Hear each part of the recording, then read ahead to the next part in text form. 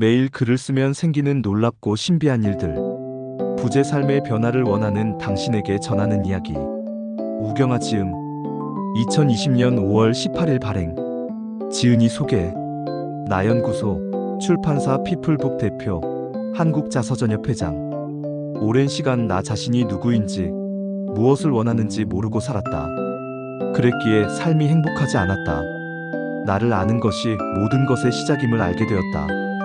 매일 질문, 마음 관찰, 글쓰기로 나를 알아가고 있다. 나의 경험으로 모두의 나가 가장 소중하다는 가치를 세상에 전하고자 직장 생활을 정리하고 1인 기업가의 길을 걷고 있다. 매일 글을 쓰고 강의를 하고 책을 내며 세상에서 가장 소중한 존재가 바로 나임을 널리 알리는 일을 하고 있다.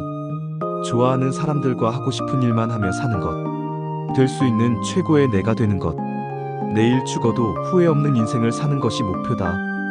프롤로그. 잘 살고 싶었다. 가벼워지고 자유롭고 싶었다. 그리고 달라지고 싶었다. 과거의 내가 아닌 새로운 내가 되고 싶었다. 오랜 시간 표현하지 못해 내 마음과 영혼 속에 쌓여 나를 힘들게 하던 것들을 벗어던지고 싶었다. 한 번뿐인 소중한 내 인생을 후회 없이 재미있게 제대로 잘 살고 싶었다. 그래서 글을 썼다. 매일 썼다. 간절함이 있었기에 한 줄을 써도 매일 쓴다는 목표를 세웠고 실천했다. 그리고 알게 되었다. 매일 하는 일이 쌓이면 한 사람의 인생을 바꾼다는 것을, 평범한 사람을 비범하게 바꾸는 것은 꾸준함이라는 것을 말이다. 달도 차면 기울고 기운이 응축되면 터진다. 물잔에 물이 차면 흘러넘친다. 이 이야기는 5년 가까이 매일 글을 쓰면서 나에게 생긴 놀랍고도 신비한 일을 담은 책이다. 이 글을 쓰는 지금 매우 설렌다. 매일 글을 쓰면 생기는 놀랍고 신비한 세상으로 여러분을 초대한다. 목차. 프롤로그. 매일 글을 쓰면 생기는 놀랍고 신비한 일들. 1. 나는 왜 매일 글을 썼나? 2. 매일 글을 쓰는 비결. 3. 글의 소재 찾는 법. 4. 글을 쓴다는 것의 의미. 5. 글을 잘 쓰는 6가지 방법. 6. 매일 글을 쓰면 변하는 것들. 6-1. 생각의 변화. 6-2. 행동의 변화. 6-3. 만나는 사람의 변화. 6-4. 직업의 변화. 6-5. 인생의 변화. 에필로그. 1장. 나는 왜 매일 글을 썼나? 내가 생각해도 참 많은 글을 썼다. 가끔은 나도 내가 신기하다. 어느 순간 글 쓰는 사람이 되었고 글 쓰는 것이 일이 되었다. 그리고 사람들에게 글을 쓰게 도와주는 일을 하는 사람이 되었다. 2017년 5월 17일부터 블로그를 시작했고 오늘이 2022년 5월 17일이다. 네이버 날짜 계산기로 계산을 해보니 4년 11개월 29일이고 일수로는 1826일이다. 오늘까지 한 내 블로그 포스팅 수가 7,941개니까 7,941 나누기 1861을 하면 4.3이 나온다. 하루 평균 4개 5개 정도의 글을 매일매일 쓴 것이다. 내 기억에 몸이 아팠던 23일을 빼고는 매일 썼다. 궁금할 것이다. 이 사람은 왜 이렇게 많은 글을 썼을까? 무엇 때문에 썼을까? 무엇을 어떻게 썼을까? 인생을 열심히는 살았는데 행복하지 않았던 시절이 있었다. 남들처럼 보고 들고 배운 대로, 어른들이 하라는 대로 인생을 그저 열심히는 살았는데 내 삶은 즐겁지 않았다. 내가 하는 일이 내가 원하는 일이 아니라는 것을 알았다. 힘이 들었다고 미래는 불안했고 스트레스가 심했다. 하던 일을 계속할 자신도 없고 하기도 싫었다. 답답했고 막막했다. 그저 누군가가 시키는 대로, 하라는 대로 크게 벗어나지 않은 인생을 살았는데 내가 무엇을 잘 못했는지 알 수가 없었다. 방황했고 고민했고 많이 흔들렸다. 인생의 벽을 만난 기분이 들어서 혼란스러웠다. 무언가 변화가 필요하다고 느꼈고 내 안에서 변화에 대한 간절한 마음이 올라왔다. 달라지고 싶었다. 다른 내가 되고 싶었다. 그러다 너무도 감사하게도 기적적으로 하늘에서 빛이 내려왔다. 세상은 필요할 때 필요한 무언가를 보내준다는 말이 있듯이 나는 매우 운이 좋고 감사하게 새로운 세상을 만났다. 내게 필요한 사람과 말들이 내 인생에 들어왔다. 많은 것이 있었고 그 시작은 나였다. 나는 나를 알아야 한다는 것을 깊이 깨달았고 나를 아는 것이 모든 것의 기본이자 시작이고 가장 중요한 것임을 알게 되었다. 내가 실천한 나를 아는 방법은 매일 글을 쓰는 일이었고 매일 글을 쓰는 일은 운을 쌓는 일이었다. 내가 쓴 글들이 쌓이면서 그것이 운이 되어 내가 원하는 삶을 살 수 있도록 해주었다. 나를 전문가로 만들어 주었고 새로운 인생을 살게 해주었다.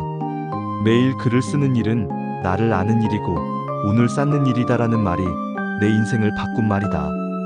나는 잘 살고 싶은 간절함으로 매일매일 글을 쓰기 시작했다. 덕분에 진짜 내가 되어 내가 원하는 모습으로 새로운 인생을 살고 있다. 2장 매일 글을 쓰는 비결. 예전에는 상상만 했고 부러워만 했다. 그랬던 내가 지금은 이렇게 매일 글을 쓰고 책을 만들고 강의하고 사업을 하고 있으니 참 놀랍고 신비하고 감사하고 행복하다. 글이라고는 학교 다닐 때 일기를 쓰고 친구들에게 편지를 쓰는 것이 전부였으니 말이다. 사람들은 나에게 묻는다. 어떻게 그렇게 오랜 시간 꾸준하게 글을 쓸 수 있나요? 라고 말이다. 나는 우선 매일 꾸준하게 쓴다는 것에 집중했다. 잘 쓰려는 마음은 내려놓고 그냥 한 줄을 쓰더라도 매일 쓴다는 마음으로 글을 썼다. 어차피 초보라서 잘 쓰려고 해도 잘 써지지도 않을 뿐더러 잘 쓰려는 마음은 글에 힘이 들어가서 부자연스러워지고 어색해지기 때문이다. 그래서 나는 한 줄을 써도 매일 써보자는 마음으로 매일 글을 썼다.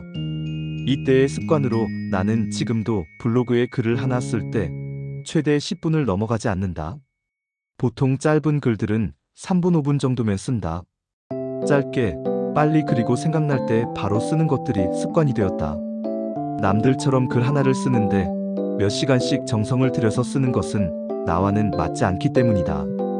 어떤 분들은 블로그 글을 쓸 때 최대한 많이 쓰고 많은 정보를 담아야 한다고 하는데 나는 그냥 어찌 보면 즉흥적이고 심플하고 짧게 쓰는 편이다. 이것에 나의 스타일과 성향에 잘 맞는다는 것을 알았다. 그리고 나는 글을 쓰면서 최대한 남들의 시선을 의식 안 하고 썼다. 초반에는 누군가가 나를 보고 있다는 블로그와 온라인의 파급력과 힘을 모르기도 했었다. 잘 쓰려는 마음도 그렇지만 남을 의식하고 글을 쓰다 보면 이건 역시 부자연스럽고 어색해지기 때문이다. 글을 보는 이들에게 정보를 전달하고 어떤 감동을 주기 위해 쓰는 글은 일정 부분 남을 의식하며 써야 한다.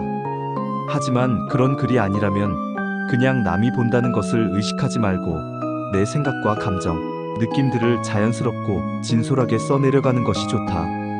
어찌 보면 내가 긴 시간 지치지 않고 꾸준하게 매일 많은 글을 쓸 수 있었던 이유는 내 성격이 가장 큰 영향을 주었다. 나는 유교 문화의 고장인 안동에서 장남으로 태어났다. 착한 사람, 좋은 사람 콤플렉스가 심했고 늘 남의 말을 잘 들어야 한다고 보고 듣고 배우고 자랐다. 늘 무거운 책임감과 부담감이 내 마음을 무겁게 했고 나 자신도 착한 사람이 되어야 한다. 남의 말을 잘 들어야 한다. 라는 생각을 늘 하고 살았다. 그러다 보니 내 성격은 내성적이고 소심했다. 거기에 국민학교 지금의 초등학교 때 말을 더듬는 친구를 따라 하다가 말을 더듬는 버릇까지 생겼었다. 내 생각과 감정이 내 의지대로 말로 나오지 않아 답답하고 힘들었다. 내성적이고 소심한 성격이 점점 더 심해져 갔다. 자신감이 줄어들었고 학창시절 앞에 나가서 발표하는 시간이 너무도 두려웠었다. 우리 동네가 시골이라서 더 그랬을 수도 있지만 내가 어린 시절에 즉 80년대의 분위기는 요즘의 분위기와는 많이 달랐다. 아이들의 교육에 대한 관심이나 가족들 간의 따스한 대화와 배려, 가족들과의 주말 여행 이러한 것들이 많지가 않았다. 먹고 살기도 바빠서 그렇기도 했을 것이다. 특히 우리 엄마와 아빠는 두 분 다 말수가 별로 없었고 거의 표현을 안 하시는 분이었다. 지금 돌이켜보면 엄마 아빠 본인들조차도 학교나 가정에서 이러한 관심과 살뜰한 보살핌 그리고 애정 표현을 받아보지 못하고 살았기에 마음은 있지만 표현하는 방법을 배우지 못해서 그렇다는 것을 나이가 들어서 알았다. 이러한 지역적, 시대적, 가정 환경적인 영향으로 나는 남을 많이 의식하고 눈치를 보는 사람이었다. 착한 사람이 되기 위해 내 주장은 거의 하지 않았다. 하는 법을 몰라서 내 생각과 마음을 표현하지 못했다. 표현하는 것을 못 보았기에 표현하는 방법을 몰랐고, 표현해도 되고 표현해야 한다는 것을 몰랐다. 이러한 것들은 늘 나를 답답하게 했다. 항상 무거운 돌덩어리가 가슴속에 있는 것처럼 느껴졌고, 가슴속에 어떤 한과 응어리 같은 것이 생겼다. 때론 나도 감정적으로 화가 나고 욱할 때가 있었지만 표현할 줄 몰라 속을 끓이고 있는 나 자신이 너무도 답답하고 화가 나기도 했고, 어떨 때는 정말 미쳐버릴 것 같다는 기분이 들기도 했다. 화가 나서 누군가에게 소리를 지르고 내 감정을 표현하고 싶은데 방법도 모르고 용기도 없어서 그러지 못했기 때문이다. 이런 영향으로 나의 마음과 영혼에는 쌓인 것들이 많았다. 나는 이런 나의 성향들이 내가 많은 글을 쓰게 만들었다고 생각한다. 많은 글을 쓰면서 나는 감정의 해소를 느꼈다. 말과 행동 그리고 표정 등으로 표출하지 못했던 것을 글로 분출한 것이다. 어느 날은 하루에 78개의 글을 폭포수처럼 쏟아내기도 했다. 거의 핸드폰으로 글을 썼는데 어느 순간에는 내 생각과 마음이 아니라 손이 그냥 알아서 저절로 글을 쓰고 있다는 신기한 기분이 들기도 했다. 감정의 해소와 함께 글쓰기는 재미도 점점 알게 되었다. 목표와 방향이 정해지면 사람은 자연스럽게 그 길로 가게 되어 있다. 누군가 나에게 한 말 한마디가 내 인생의 큰 중심축이 되었다. 그 말은 매일 글을 쓰는 일은 나를 아는 일이고 운을 쌓는 일이다라는 말이었다. 어찌 보면 이 말이 내 인생을 바꾼 말이다. 나는 행복해지고 자유로워지기 위해서 나를 알고 싶었다. 간절했다. 달라지고 싶었고 변하고 싶었기에 매일 글을 썼다. 운이 쌓인다는 말의 의미를 처음에는 이해하지 못했다. 하지만 시간이 지난 뒤 운이 쌓인다는 말의 의미를 알게 되었다. 글을 쓴다는 것은 최고의 자기계발 도구였고 명상이 되었고 감정이 정화치유되었다. 그리고 그것이 습관이 되었고 계속 나는 발견해 나갔다. 나를 만나면서 나는 점점 새로운 내가 되어갔다. 3장 글의 소재 찾는 법. 매일 글을 쓴다는 목표가 정해지자 내 삶에서 만나는 모든 것, 보고 느끼는 모든 것들이 글의 내용과 소재로 보이기 시작했다. 주로 내 생각, 마음, 감정들을 관찰하는 글과 나에게 질문을 하는 글을 많이 썼다. 내 일상에 대한 글들도 많이 썼고, 맑은 하늘과 구름, 산에 있는 나무, 길가에 핀 꽃, 한 잔의 차, 흐르는 물, 태양과 달 등 모든 것으로도 글을 쓸 수 있음을 알았다. 블로그에는 글을 성격별로 분류할 수 있는 카테고리가 있다. 당연히 나의 첫 카테고리는 한계였다.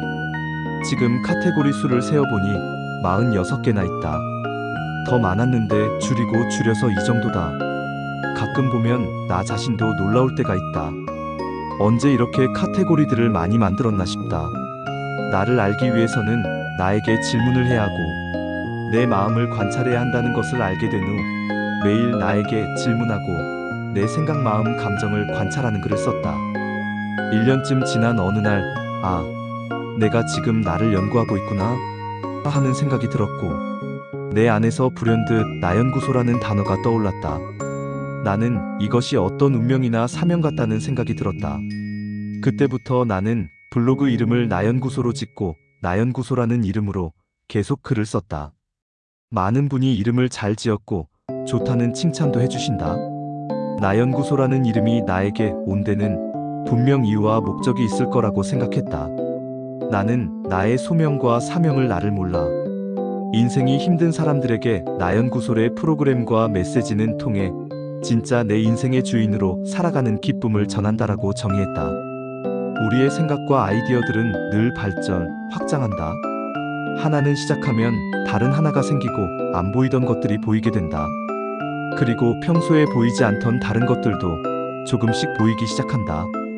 일단 시작하고 글을 적어보는 것이 중요하다. 중요한 것은 모두의 일상이라는 것을 알게 되었다.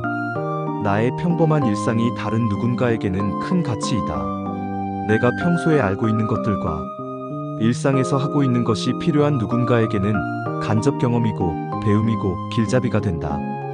특별히 대단하고 거창한 것을 담지 않아도 된다. 일상에서 우리가 하고 있는 것들과 경험을 진솔하게 담으면 되는 것이다. 그것의 가장 훌륭한 글감이고 소재가 된다. 내가 과거에 했던 일, 지금 하고 있는 일, 앞으로 하려고 하는 일, 그 안에서 내가 느낀 생각, 배움, 깨달음 등을 담으면 된다. 내가 나의 성장과 변화를 위해 배우고 있는 것들, 만난 사람들, 본 책과 영상들, 교육과정들 등 모든 것이 중요한 자료가 되고 기록이 된다. 많은 전문가들이 말하는 글의 목적을 정하고 쓰기, 예상 독자를 정하기, 정보 담기 이런 부분은 글쓰기가 익숙해고 자연스러워진 뒤에 해도 늦지 않는다고 나는 생각한다. 우선 중요한 것은 우리의 경험이 매우 중요하다는 생각과 믿음이다. 우리는 겸손히 미덕이라는 배움 때문에 자신을 과소평가하는 경향이 있다. 우리는 모두 우리의 생각보다 크고 훌륭한 사람들이다. 사장 글을 쓴다는 것의 의미. 매일 글을 쓰면서 나는 글쓰기가 최고의 명상이라는 생각이 들었다. 나는 어려서부터 마음이 늘 불안하고 불편하였기에 명상, 호흡 등에 관심이 많았다. 내가 생각하는 명상이란 무의식적으로 반응하고 떠오르는 생각을 최대한 자제하고 나의 몸과 의식에 집중해서 나의 몸과 마음, 그리고 생각과 감정, 사물과 일어나는 현상을 그저 바라보고 관찰하고 있는 그대로 느끼는 것이라고 생각한다. 그런 면에서 글쓰기는 최고의 명상이 된다. 글을 쓰기 위해서는 온전히 나에게 집중을 해야 하기 때문이다. 글을 쓰기 위해서는 나의 모든 에너지를 모아서 글의 내용과 단어 하나하나에 의식을 집중해야 한다. 글을 쓰는 행위는 오로지 내 안에 있는 것을 자기만의 감각으로 풀어내는 것이다. 인풋이 아니라 아웃풋인 것이다. 우리는 어린 시절과 학창 시절부터 항상 듣는 것에 익숙해지고 습관이 되어 있다. 아무런 관점이나 주관 없이 그저 남의 생각과 관점을 받아들이는 것이다. 그렇기에 자기 생각과 주관이 점점 없어지고 자신의 인생이 아닌 남의 인생을 살게 된다. 우리의 인생은 어찌 보면 읽기, 듣기, 쓰기, 말하기로 모든 것이 이루어져 있다. 우리는 읽기와 듣기 즉 인풋에는 익숙하고 모두 잘하지만 아웃풋인 쓰기와 말하기에는 익숙하지가 않고 잘 못하고 어려워한다. 나는 이러한 현상들이 우리나라의 남의 말을 잘 들어야 한다. 는 메시지를 담은 문화적 특성과 선생님 한 명이 일방적으로 가르치고 주입하고 무조건 외워야 하는 학교 교육에서 비롯된 것이라고 생각을 한다. 오랜 시간을 인풋에 익숙해져서 살았기에 자기 생각과 주관이 없어지는 것이다. 지금부터는 계속 쓰고 말하면서 자신을 관찰하고 자신의 안에 있는 것을 계속 꺼내는 작업을 해야 한다. 그래야지만 자신을 객관적으로 바라볼 수 있고 자신이 어떤 사람인지, 자신이 무슨 생각을 하고 있고 어떤 감정과 마음을 가지고 있고 자신이 진정 원하는 것이 무엇인지를 볼 수 있는 힘이 길러지기 때문이다. 우리의 머릿속은 늘 복잡하다. 많은 것들이 얽혀있다.